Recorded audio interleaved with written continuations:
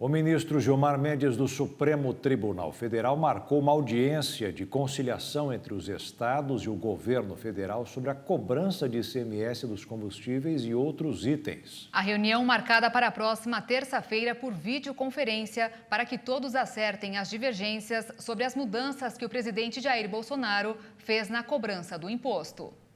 Pelo texto sancionado, publicado em edição extra do Diário Oficial da União desta quinta-feira, ninguém poderá cobrar mais do que 17% ou 18% de ICMS, dependendo do produto ou serviço. O objetivo é conter a alta dos combustíveis no país. Os estados haviam concordado com a medida, que passou a prever que, se houvesse perda de arrecadação, eles seriam compensados. O acerto foi feito durante as negociações com o Congresso, mas a situação mudou. O presidente vetou alguns trechos do projeto e, entre eles, exatamente os que permitiam a contrapartida aos estados pelas perdas na arrecadação causadas pela redução do ICMS. Os 9 vetos ainda serão analisados pelo Congresso. Um dos vetos foi no dispositivo que previa que, no caso de baixa no recolhimento do ICMS, a União deveria compensar os estados e municípios para que os pisos constitucionais da saúde, educação e do Fundo de Manutenção e Desenvolvimento da Educação Básica, o Fundeb,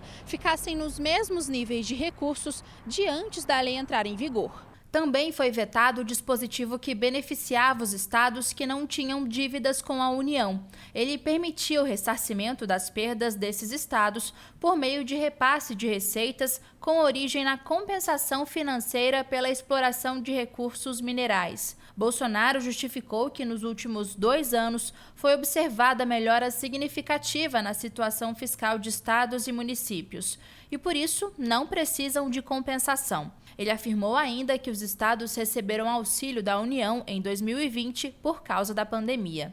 Este economista explica que os vetos vão atingir diretamente a população, já que os estados e municípios vão perder arrecadação em serviços tão essenciais como a educação e a saúde. A população é que sofre, né? Os estados eles estão mais diretamente ligados ao atendimento da população, também os municípios, né? E o ICMS era direcionado também a esse tipo de gastos, né? Já previsto no orçamento.